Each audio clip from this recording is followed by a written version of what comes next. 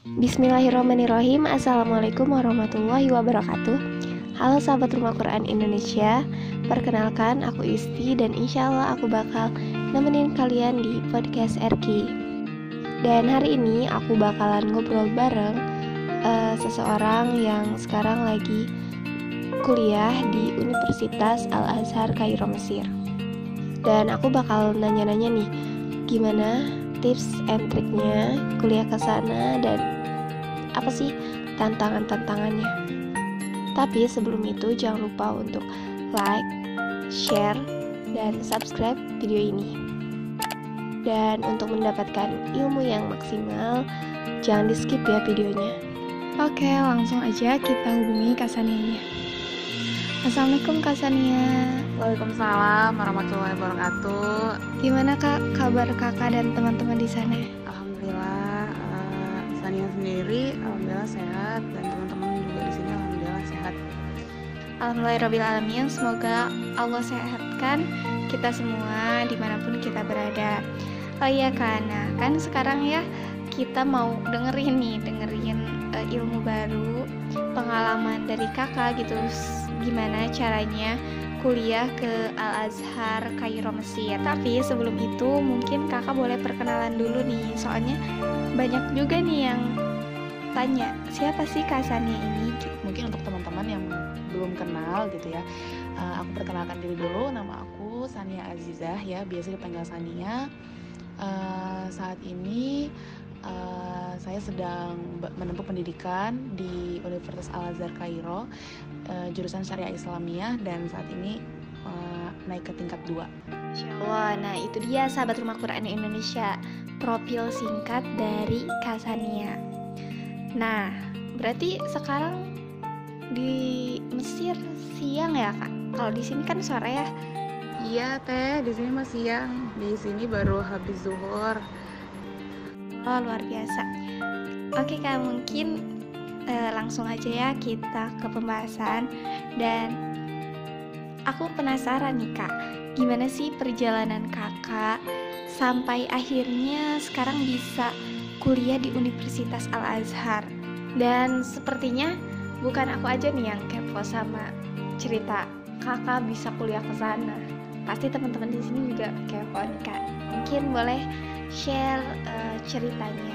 Jadi ceritanya aku ini bukan orang yang lulus pesantren gitu, yang di sekolah diajarkan bahasa Arab dengan baik gitu, bahasa Arabnya keren, udah bagus dan lain sebagainya gitu. Hafalan Al-Qurannya juga ya jadi aku ini lulusan SMA tapi tinggal di asrama. Nah di asrama ini ada hafalannya gitu, tapi juga tetap tetap mempersiapkan pelajaran-pelajaran yang akademik gitu, yang lebih ke matematika, lebih ke sains gitu, atau di sekolah pun kita mempersiapkan pelajaran SBMPTN atau UN. Nah, jadi di sini yang poinnya adalah aku ini bukan orang yang dari SMA itu udah jago bahasa Arab gitu. Sampai sekarang juga masih belajar sih sebenarnya, cuman bukan orang yang dari dulu itu udah belajar bahasa Arab itu baru-baru aja sebenarnya. Nah gimana ceritanya aku bisa sampai ke Al-Azhar gitu. Nah jadi itu akhirnya aku pengen ke Al-Azhar itu karena jadi aku kayak lelah banget gitu belajar IPA waktu itu, belajar matematika. Jadi aku anak IPA, jadi aku benar-benar sampai banget belajar fisika gitu. Nah terus kemudian aku tuh kayak lebih tertarik ke pelajaran-pelajaran kayak akidah gitu, pelajaran akhlak, pelajaran fikih kayak gitu, yang ada bau-bau berbahasa Arab gitu.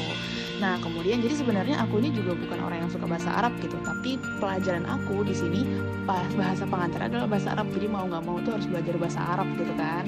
Nah akhirnya ya udah, Bismillahirrahmanirrahim, coba kita cari jurusan yang seperti itu gitu. Nah terus kemudian direkomendasikan dari teman-teman, ini ada dari Al-Azhar gitu, di Al-Azhar Mesir dan lain sebagainya. Nah terus akhirnya dicoba dipersiapkan dengan baik, terus tes ya alhamdulillah masuk gitu.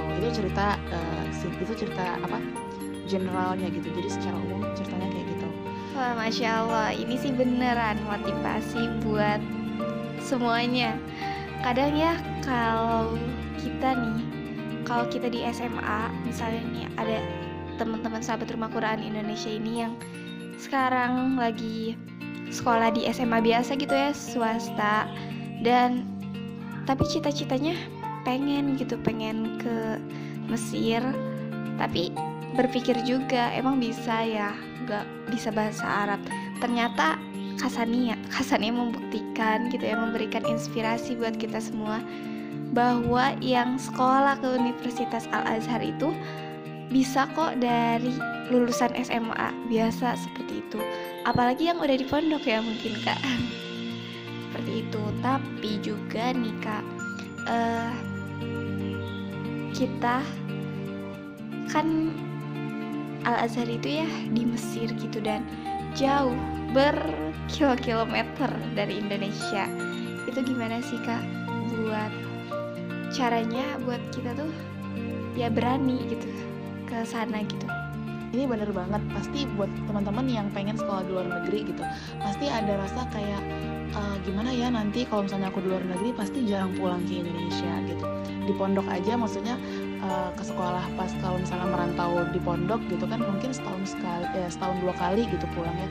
Tapi kalau misalnya di sini setahun sekali belum tentu bisa pulang gitu. Kok bisa yakin sih jauh sama orang tua, jauh sama keluarga gitu kan, terus hidup di lingkungan yang asing banget, ini apa nih Mesir ya, di gurun gitu, kok bisa yakin sih gitu. Nah kembali lagi kalau misalnya teman-teman niatnya adalah untuk belajar, untuk talibul ilmi, maka insya Allah teman-teman akan dikuatkan gitu. Godaan seperti itu pasti ada ya, tapi kembalikan ke niat awal bahwa di sini aku pengen belajar menuntut ilmu gitu, dan kemudian nanti kembali ke Indonesia dengan keadaan yang lebih baik dan punya cita-cita untuk membawa perubahan untuk teman-teman, untuk bangsa di Indonesia, bangsa kita, bangsa dan negara ya, insya Allah dikuatkan, dimudahkan gitu. Jadi sebenarnya nggak hanya dari kita juga ya, tapi dari orang tua pun sebenarnya butuh perjuangan gitu untuk jauh sama anaknya. Itu juga butuh perjuangan tersendiri, bahkan untuk orang tua ya, apalagi yang anak-anaknya ini perempuan gitu. Karena gimana sih ngelepas anak gitu ya, jauh banget dari rumah gitu ya, bahkan kita nggak tahu kondisinya dia gimana gitu. Bahkan orang tua sendiri pun belum pernah survei nih ke Mesir gitu kan, belum pernah kayak nggak tahu Mesir itu kayak gimana dan lain sebagainya, tapi anaknya udah dilepas ke sana gitu. Nah itu adalah juga perjuangan tersendiri gitu. Nah jadi buat teman-teman yang kayak gitu ada rasa gimana ya, aku kok nggak yakin ya pergi ke Mesir gitu. Nah kembalikan lagi, kalau misalnya teman-teman pengen benar-benar berniat belajar, pergi ke Mesir berniat belajar, ya diluruskan, kembalikan niatnya ke situ lagi gitu, insya Allah dikuatkan. Masya Allah nih sahabat Rumah Quran Indonesia, gimana? Udah siap 1 tahun gak pulang-pulang nih? Harus kuat ya, harus bisa. Kalau belum bisa, yaudah latihan dulu gak pulang-pulang sambil mondok di Rumah Quran Indonesia. Oke, jadi gitu ya, Masya Allah. Aku aja yang setahun 2 kali itu tuh 3 bulan udah pulang. Kayak perlu latihan nih kayaknya ya Kak. Nah tapi tahu nggak sih Kak, aku tuh semakin penasaran gimana ceritanya. Kakak itu kan lulusannya SMA, dan untuk bahasa Arabnya mungkin gak terlalu bisa. Tapi gimana ceritanya sampai bisa keterima nih di Al-Azhar, sedangkan kan itu untuk daftarnya aja kita harus bisa bahasa Arab. Gimana tuh Kak? Jadi kalau misalnya untuk aku kan lulusan SMA dan bukan anak pesantren gitu. Jadi kalau misalnya emang bagaimana cara aku mengejar ketertinggalan dalam bahasa Arab aku, yang pertama pasti jelas harus belajar dengan lebih keras dibanding teman-teman yang udah jago bahasa Arab gitu ya.